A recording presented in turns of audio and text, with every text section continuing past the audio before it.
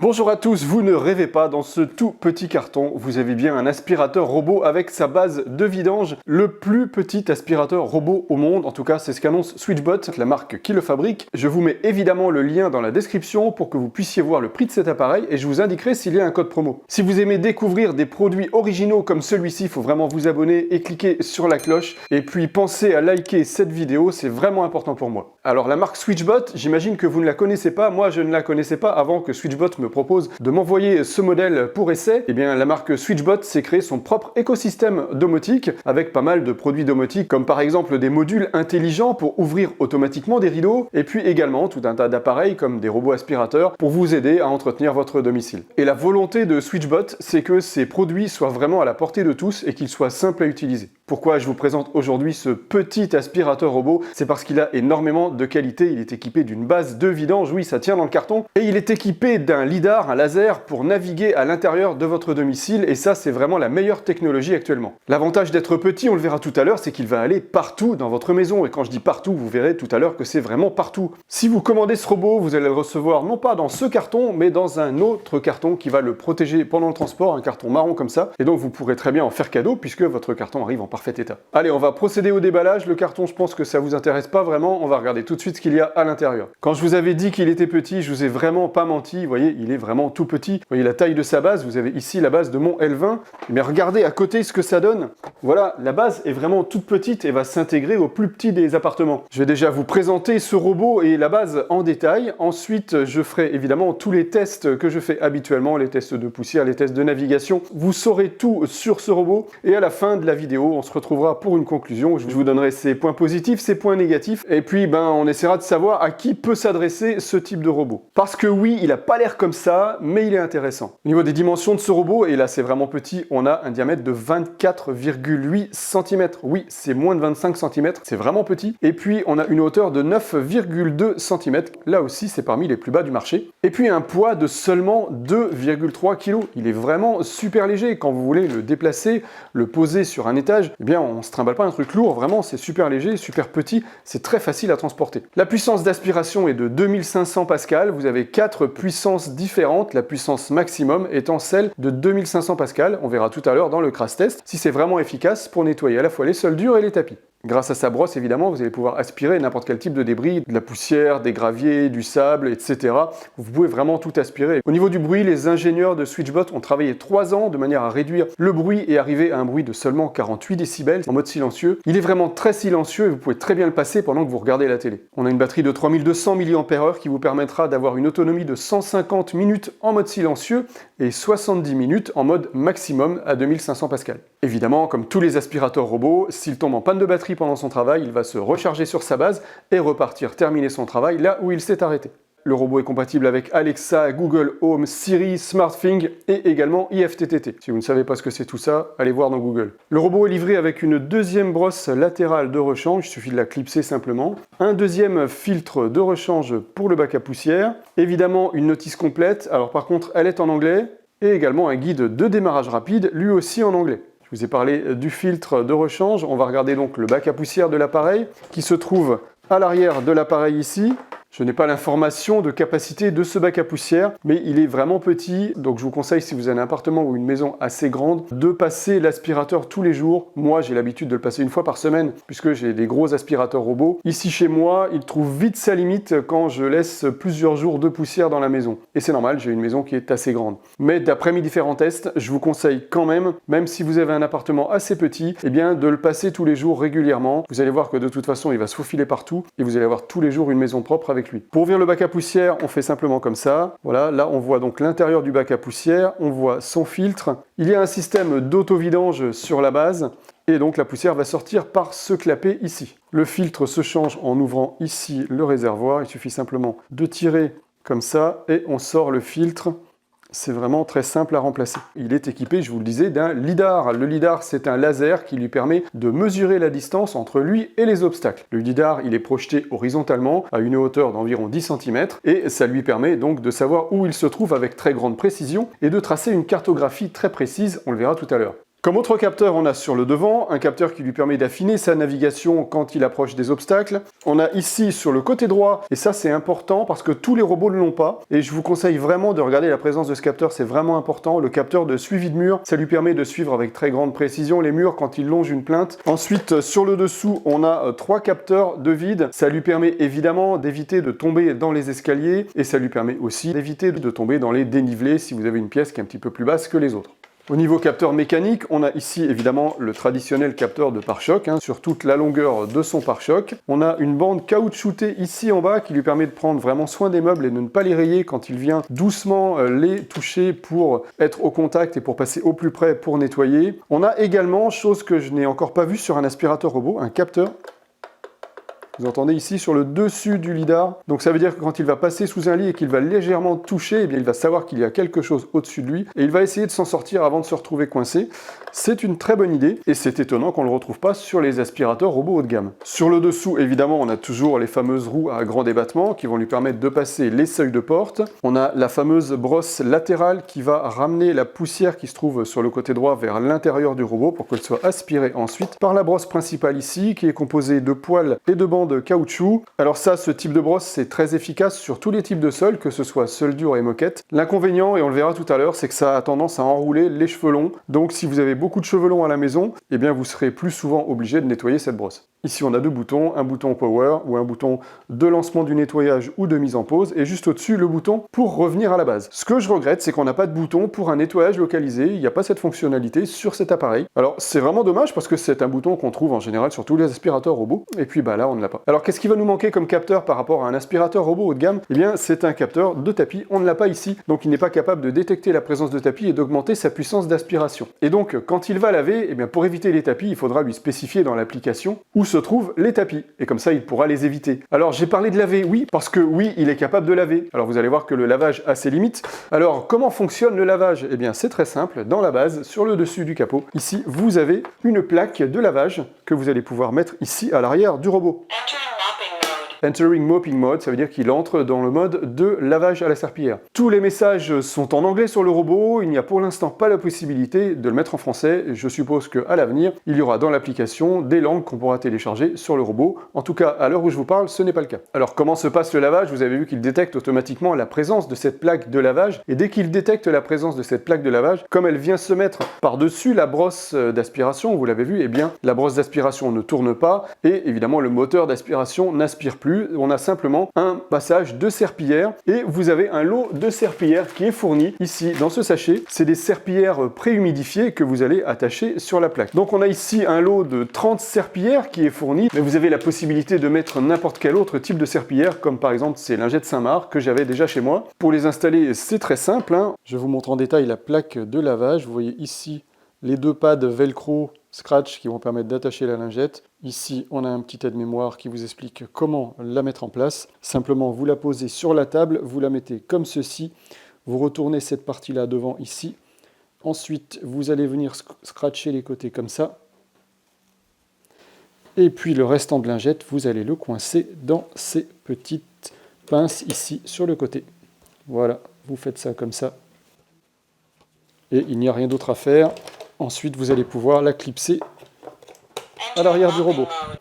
Et à ce moment-là, il sera capable d'aller passer un coup de serpillière. Donc vous voyez, on n'a pas ici une vraie fonction lavage, c'est plus une serpillière qu'on va passer sur la surface après avoir aspiré au préalable évidemment. Alors comme ce sont des serpillières préhumidifiées, évidemment au bout de 20 ou 30 minutes, eh bien, toute l'humidité a été dispersée sur le sol et donc il est nécessaire de la remplacer et d'en mettre une autre. Donc ce type de lavage, c'est plus un lavage d'appoint pour récupérer la poussière résiduelle fine qui resterait, pour éliminer certaines traces. Et aussi désinfecter le sol. On n'a pas ici une réelle fonction lavage. Donc on a vu le robot en détail, maintenant on va quand même s'intéresser à la base puisque c'est vraiment important d'avoir une base de vidage et pour un petit robot comme ça, c'est rare qu'on trouve justement une base de vidage avec. Au niveau des dimensions de la base, on a une hauteur de 32,5 cm, une profondeur de 20 cm ici en haut et une profondeur en bas en incluant le robot de 38 cm. Et puis on a une largeur de 26 cm. À l'intérieur de cette base, on retrouve évidemment, puisque c'est une base de vidage, un sac à poussière et vous avez un deuxième sac à poussière de rechange. Vous pourrez les commander très facilement.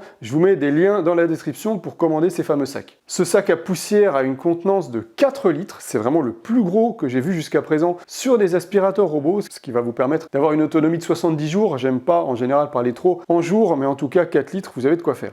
Comme d'habitude, évidemment, sur ce type de sac, on a un clapet qui permet de le fermer dès qu'on le sort de l'appareil, de manière à pouvoir le jeter sans avoir de la poussière qui vole un petit peu partout. C'est l'avantage d'avoir une base de vidage, parce que vous n'êtes jamais en contact avec la poussière. Quand vous récupérez votre sac, vous allez le mettre directement à la poubelle. Donc pour les personnes allergiques, c'est vraiment bien. On a ici une lumière LED sur la base qui va vous indiquer les éventuels défauts. Par exemple, le capot de la base est ouvert, eh bien ça va se mettre à clignoter en orange ici. Si par exemple, vous n'avez pas mis votre sac à poussière à l'intérieur de la base, eh bien là aussi, vous avez le voyant orange au niveau de la base. Vous l'avez vu tout à l'heure, je peux ranger ma Plaque de lavage directement sur le capot de la base. Et puis j'ai ici aussi une petite brossette qui est inclus dans la base. C'est bien, je peux la ranger quelque part, parce que même sur les hauts de gamme, des fois, on ne sait pas où ranger les brosses. Et là, évidemment, j'ai de quoi la ranger. Ma petite brosse va pouvoir peut-être me permettre de nettoyer le filtre ou de nettoyer les capteurs de l'appareil, notamment les capteurs de chute. C'est vraiment important de les nettoyer régulièrement pour pas retrouver votre robot en bas de l'escalier, ce serait dommage. Et puis vous avez aussi un petit cutter au bout de cet outil qui va vous permettre d'enlever les cheveux enroulés autour de la brosse. On verra ça tout à l'heure. Au fond de la base, rien de spécial, hein, il y a juste l'emplacement pour mettre le sac. Le sac se met très facilement, on a juste à le glisser ici dans la fente prévue à cet effet. Sur l'arrière de la base, on a de quoi enrouler le câble, de manière à ne pas avoir le câble qui traîne. Si on met la base, par exemple, à côté d'une prise de courant, on va pouvoir très facilement enrouler le câble ici et laisser le minimum de câbles qui traînent par terre. Allez, on va maintenant passer aux différents tests parce que bien entendu, vous avez envie de savoir s'il est efficace, s'il se débrouille bien, s'il navigue bien. On va tester tout ça et puis je vous retrouve en fin de vidéo. Je vous parlerai de ses points positifs, ses points négatifs et je vous dirai également dans quel cas il peut être intéressant d'acheter ce robot. Allez, c'est parti pour les tests. Quand vous aurez ajouté le robot à l'application, eh bien vous allez commencer par lancer un Map and Clean. Le robot va se déplacer dans toutes les pièces très rapidement pour générer la cartographie. Et une fois qu'il aura terminé, eh bien la séparation des pièces va se faire automatiquement. Et franchement, c'est vraiment réussi. Du premier coup, il m'a séparé correctement toutes les pièces. Et chose très intéressante, vous voyez qu'il m'a supprimé la véranda qu'il a vue à travers la vitre de la cuisine. Vous voyez la pièce en jaune, la véranda est à droite, il me l'a supprimé automatiquement. Mais ça, c'est génial, je n'avais jamais vu ça sur un autre appareil. Quand le robot entre dans une pièce, il commence par nettoyer tous les bords de la pièce. Et ensuite, il va nettoyer le centre de la pièce en ligne parallèle grâce à son lidar qui lui permet d'avoir une navigation très précise. Sur cette vidéo comparative avec un aspirateur robot de taille classique, eh bien on voit vraiment l'intérêt d'avoir un petit robot pour aller nettoyer les endroits inaccessibles. Vous voyez que le Dreamy est très gros à côté et on va regarder le K10 Plus passer entre les pieds du tabouret, en tout cas j'espère, et c'est sa petite taille qui lui permet de faire ça très facilement. Vous voyez qu'il est capable d'aller nettoyer vraiment dans les endroits très étroits et vous ne serez pas obligé de mettre les chaises, de retourner les chaises sur la table. Quand vous allez laisser aspirer, vous allez pouvoir laisser vos chaises sur le sol. Il va pouvoir aspirer partout, faire le tour des pieds de chaise comme vous le voyez actuellement. Alors évidemment, il pousse un petit peu le tabouret parce que ce tabouret est très léger, il a des patins qui glissent. Mais voilà, le résultat est vraiment parfait, il passe vraiment partout. Et vous voyez que le Dreamy à côté, qui est énorme, évidemment, lui ne pourra pas passer entre les pieds de ce tabouret, ni entre les pieds de chaise d'ailleurs. Ce K10 Plus n'est évidemment pas équipé d'intelligence artificielle ni de caméra, et donc il n'est pas capable de détecter les objets. Et donc c'est pour ça qu'il pousse cet objet, puisqu'il n'est pas capable de le détecter, étant donné qu'il est en dessous de son laser. Le retour à la base, ce n'est pour lui qu'une simple formalité. Vous allez voir comment il procède. Il se met déjà bien en face à 1 mètre de la base. Ensuite, il approche face à la base. Et quand il reste simplement 1 cm, il va se retourner pour faire une marche arrière et entrer en contact avec les contacts de charge.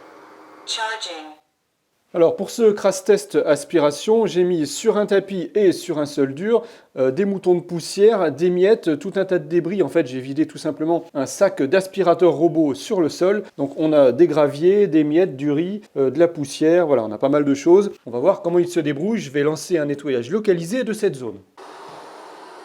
Pour ce test, je me suis mis en mode d'aspiration maximum. Et vous voyez que même en mode d'aspiration maximum, haute puissance, il ne fait pas énormément de bruit. Bon bah là déjà au premier passage, on voit qu'il a fait un très bon travail le long de la plainte.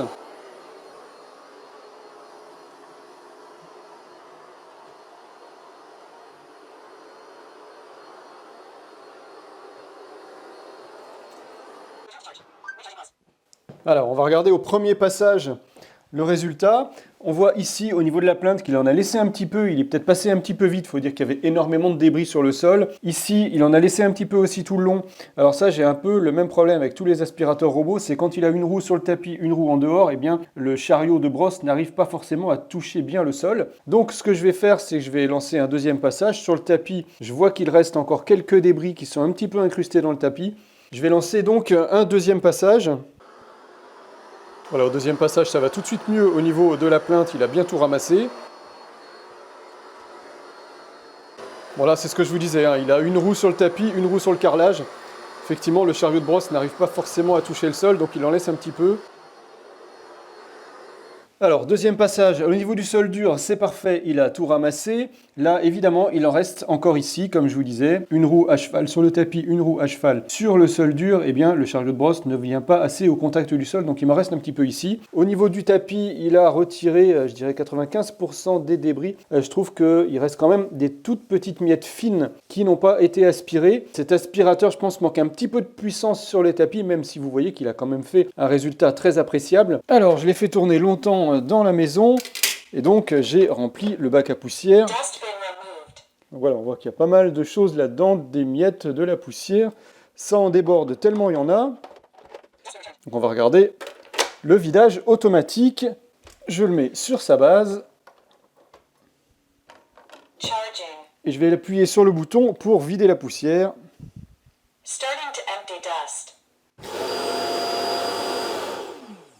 Voilà, ça dure une dizaine de secondes. On va regarder si le bac à poussière a été vidé correctement. Eh bien oui, c'est parfait, il est vide.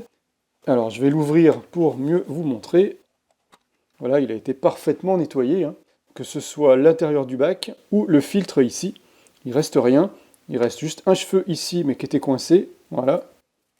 Donc au niveau du vidage, c'est parfait. Vous avez entendu qu'il y a une grosse puissance de vidage, hein. C'est parti d'un coup dans le sac. Et toute la poussière se retrouve évidemment dans le sac de la base. Voilà, on voit la poussière au fond. Alors on va regarder maintenant sous le robot, au niveau de la brosse, les saletés qui se sont bloquées dans la brosse. J'enlève le cache-brosse. On voit ça sans surprise que la brosse principale, il y a beaucoup de cheveux qui se sont enroulés. Et alors la chose pratique sur ce modèle, c'est qu'on a notre petite brossette ici qui est intégrée dans la base et qui possède un petit cutter ici pour aller récupérer les cheveux. Donc j'ai juste à passer mon cutter ici pour couper les cheveux. Il n'y a pas de risque, hein, vous ne risquez pas de vous couper les doigts. Et voilà, ça permet de dégager très facilement les cheveux qui sont restés dans la brosse. On peut démonter également les embouts ici pour aller récupérer les cheveux qui se sont enroulés dedans. Ici, la petite roulette, elle est restée propre, pas de souci. Les roues, pareil. Là, ici, ce qui est bien, c'est qu'on n'a aucun cheveu qui est venu s'enrouler dans la brosse latérale.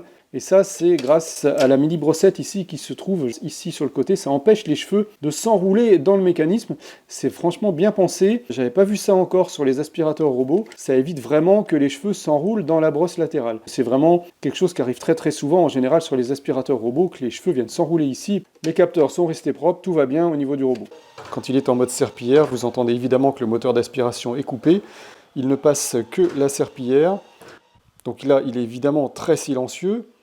Et puis je vous conseille, comme je l'ai fait là, de retirer la petite brossette latérale. Hein. C'est très simple à faire, vous la tirez, elle se déclipse. Il n'y a pas besoin qu'elle frotte le sol qui va devenir humide parce qu'elle risque à force de se salir, de s'abîmer. Donc voilà, vous la retirez simplement quand vous êtes en mode lavage des sols, au moment où vous mettez la plaque de lavage. Petit conseil d'amis au passage.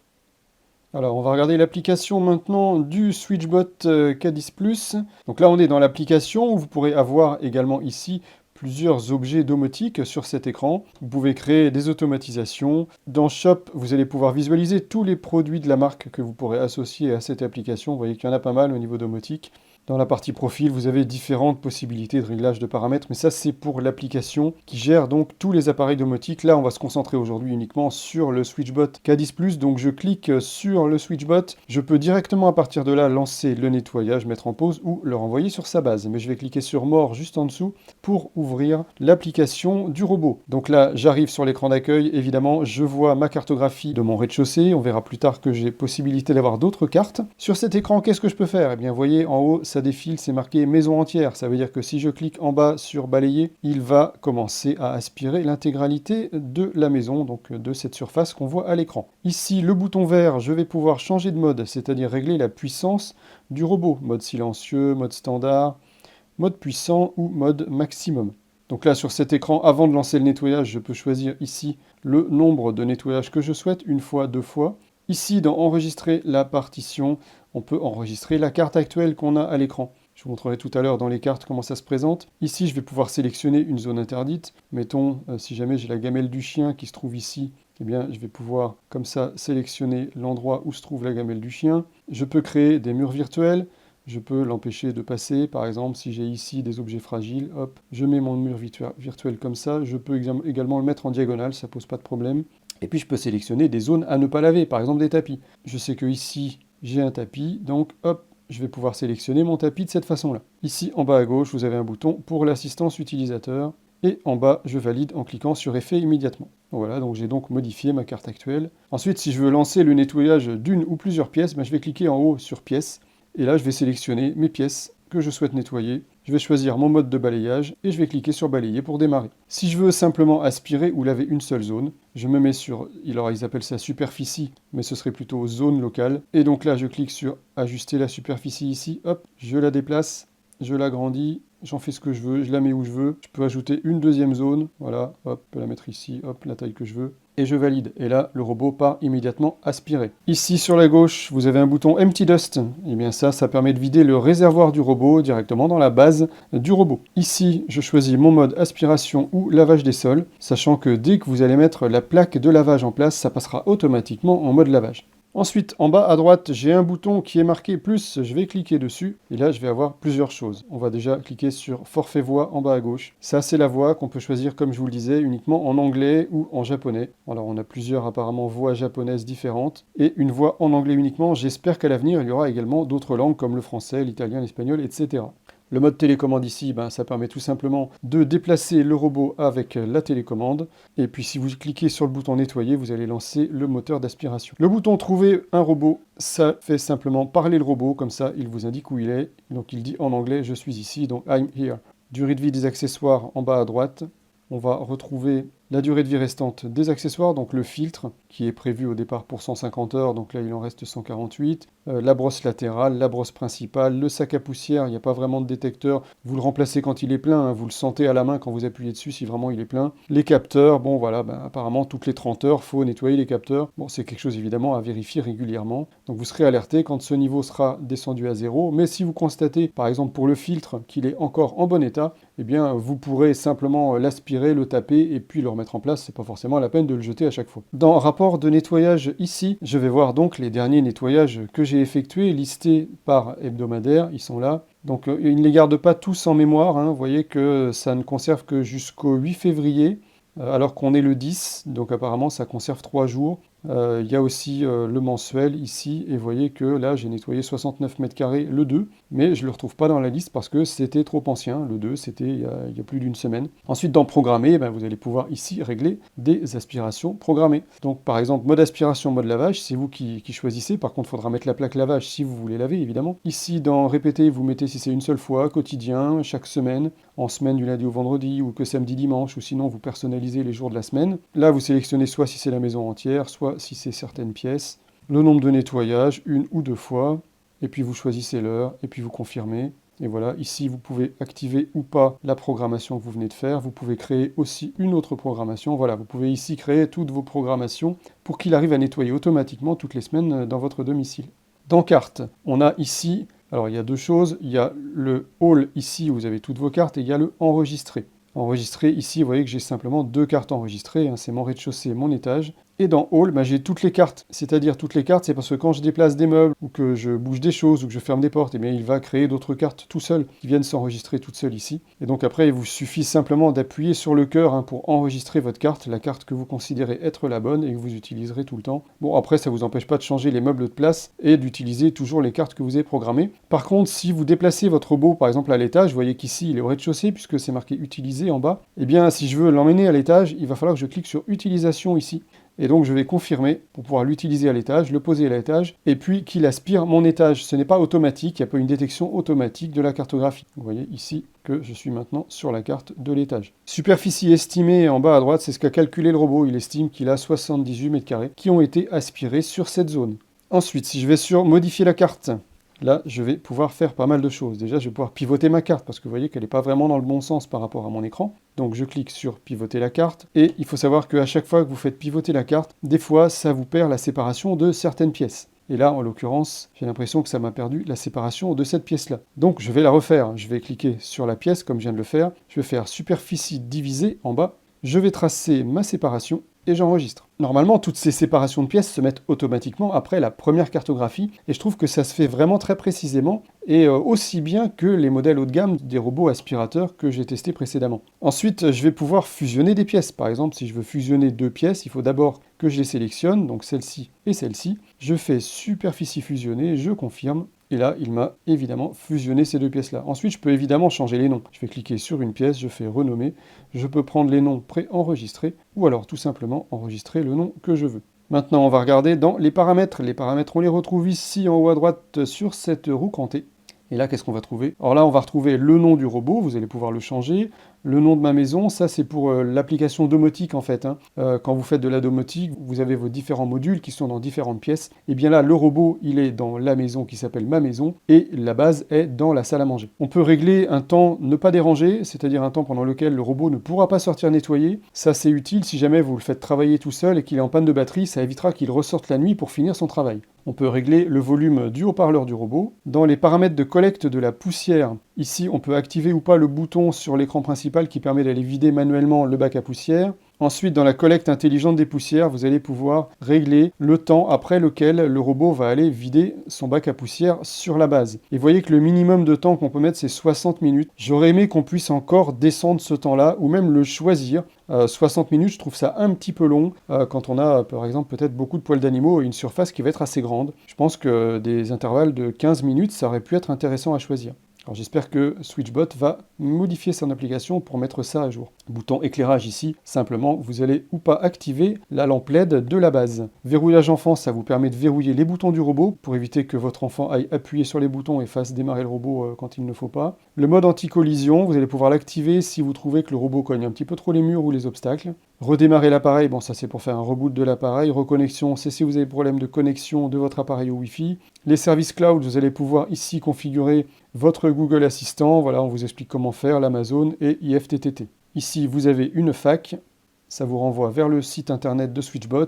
Voilà, évidemment, c'est tout en anglais. Ici, on a les versions de logiciels et la mise à jour du logiciel si nécessaire. Dans l'information, vous allez retrouver les adresses IP, le SSID Wi-Fi, etc. Puisque évidemment, vous pouvez connecter votre robot. Évidemment, on se connecte au Wi-Fi de votre domicile, ce qui fait que vous allez pouvoir le surveiller, le contrôler en 4G où que vous soyez dans le monde. Et voilà tout ce qu'on peut faire avec cette application. Voilà, si vous avez aimé en découvrir plus sur le plus petit robot lidar au monde, eh bien c'est le moment de liker cette vidéo, c'est vraiment important. Je vous mets évidemment dans la description le lien de ce robot avec son prix et je vous indiquerai s'il y a un code promo. Alors avant de parler des points positifs et des points négatifs, à qui peut s'adresser ce robot en particulier? Eh bien à tous ceux qui ont des surfaces pas trop grandes. Vous l'avez vu, le réservoir à poussière du robot est quand même assez petit. Donc si vous avez une surface qui est trop grande, il va trop se saturer en poussière et donc vous n'aurez pas un nettoyage efficace. Donc si vous avez par exemple un petit appartement, un T2, un T3, vous pouvez très bien être en duplex, vous l'avez vu, on peut mettre plusieurs cartes. Donc vous avez un petit duplex avec salon cuisine en bas, la chambre en haut. Ça aussi c'est vraiment adapté. Et de par sa taille qui est vraiment petite, que ce soit au niveau de la base, au niveau du robot, là il va vraiment passer partout et ça c'est vraiment important. Quand on a un petit appartement, on a souvent pas mal de choses un peu partout et du coup c'est important d'aller nettoyer entre les pieds de chaise. On peut pas systématiquement mettre les chaises sur la table pour faciliter le passage du robot. Donc là le robot lui il va vraiment aller partout dans les moindres recoins et ça c'est vraiment bien. Et vous avez vu qu'il est très léger. Donc pour les personnes qui sont soit handicapées, soit à difficulté motrice, eh bien vous allez pouvoir très facilement, si vous avez un étage, le monter à l'étage. Il est vraiment super léger à transporter. Une personne âgée par exemple, ça peut vraiment être le compagnon idéal. Et comme il n'y a pas énormément de manipulation à faire sur le robot puisqu'il vient se vider automatiquement dans sa base, eh bien je pense que pour une personne âgée ça peut être aussi intéressant à condition qu'elle n'ait pas des trop longs cheveux parce que la brosse équipée de poils a tendance à enrouler les cheveux. Donc les points positifs, vous l'avez compris, hein, c'est qu'il est vraiment petit, qu'il va vraiment passer partout, nettoyer dans le moindre recoin. Sa navigation lidar, laser donc, lui permet de naviguer avec une très grande précision. Ça, c'est vraiment ce qu'il y a de mieux sur les aspirateurs robots. Personnellement, je n'achèterais pas un aspirateur robot qui ne serait pas équipé de cette technologie. Coucou iRobot. Vous avez vu qu'il a un très bon nettoyage des sols durs, que ce soit évidemment carrelage, parquet, lino, etc. Il est très léger, très facile à transporter. Ces lingettes jetables, eh bien là, c'est une très grande facilité d'utilisation. Vous n'avez pas de réservoir d'eau, vous mettez simplement la lingette, hop, vous l'enlevez, vous l'achetez quand elle est sale. Ça, c'est super pratique. Évidemment, on n'a pas la même capacité de lavage qu'un robot qui serait équipé d'un réservoir d'eau, évidemment. Et pour les points négatifs, eh bien, il y a toujours ce point qu'on retrouve un petit peu partout sur tous les aspirateurs robots, ce sont les cheveux qui s'enroulent dans la brosse. Et malheureusement, avec ce type de brosse là, équipée de poils et de languettes de caoutchouc, dès qu'on a des rangées de poils comme ça, eh bien, ça vient enrouler les cheveux. Et donc je regrette que SwitchBot n'ait pas mis une brosse totalement en silicone. Je pense qu'ils ont opté pour ce type de brosse qui est plus efficace sur les moquettes et tapis qu'une brosse qui serait équipée que de silicone. Malgré tout, ce serait peut-être bien qu'on ait le choix et qu'on ait dans la boîte une deuxième brosse, une silicone, et puis ce type de brosse pour que l'utilisateur puisse choisir. Et donc, puisqu'on parle d'aspiration sur les tapis, les moquettes, là, il trouve vraiment sa limite. 2500 pascal, c'est pas suffisant. On va pas au fond des fibres de la moquette pour en extraire vraiment toute la poussière. Vraiment, je ne conseillerais pas ce robot à quelqu'un qui a une majorité de moquettes, de tapis. Prenez ce robot si vous êtes équipé d'une majorité de sols durs, que vous avez peut-être un ou deux tapis comme ça dans l'entrée. Là, il n'y a pas de souci, ça ira très bien. Mais alors vraiment, si vous avez des moquettes, 2500 pascal, ça va pas être suffisant. Et puis je vous ai dit que son réservoir à poussière était vraiment petit. Je regrette que dans l'application, on ne puisse pas choisir un retour à la base plus fréquent que 60 minutes, ce qui permettrait au bac à poussière de l'aspirateur de se vider plus régulièrement. Une simple mise à jour pourrait permettre de le faire. Par exemple, allez, tous les quarts d'heure, le robot revient se vider. Quand vous avez un animal, par exemple, vous avez beaucoup de poils à ramasser, ça pourrait être intéressant justement qu'il aille se vider régulièrement à des intervalles plus réguliers. Donc je lance l'appel aux ingénieurs de SwitchBot, s'il vous plaît, rajoutez-nous cette option qui permettrait de vider plus fréquemment le bac à poussière. Ce que je regrette aussi, c'est la voix en anglais. Dust bin removed. Dust bin returned. Je trouve dommage que dans Please l'application... wipe the cliff sensor and restart me in a safe place. Tu vas te taire? Je trouve dommage que dans l'application, on ne puisse pas choisir la langue, et notamment le français. On a le choix entre anglais ou chinois, je crois. On a vraiment que ces deux langues. Bon, alors est-ce que ça nettoie moins pour autant? Pas du tout, évidemment. Mais bon, j'espère que SwitchBot travaille là-dessus et sortira de nouvelles langues à l'avenir. Alors, vous l'avez vu, l'avantage de ce robot, c'est de pouvoir utiliser des lingettes génériques. Vous n'êtes pas obligé de racheter les lingettes de la marque SwitchBot. N'importe quelle lingette pourra s'attacher sur cette plaque qui viendra se mettre à l'arrière du robot. Mopping mode. Tais-toi quand je parle. Et donc, avec ce type de lingette, eh bien, ça trouve vite ses limites, vous l'avez compris évidemment. Au niveau du nettoyage, vous allez avoir quand même un nettoyage d'appoint assez efficace avec des lingettes humides comme ça, des lingettes désinfectantes, donc vous achetez tout simplement des lingettes en supermarché. Et donc, ce que je vous conseille pour un lavage plus approfondi, c'est de compléter ce mini SwitchBot K10 Plus avec le meilleur rapport qualité-prix actuel des balais laveurs de sol. Si vous voulez en savoir plus, cliquez sur cette vidéo et on se retrouve là-bas tout de suite.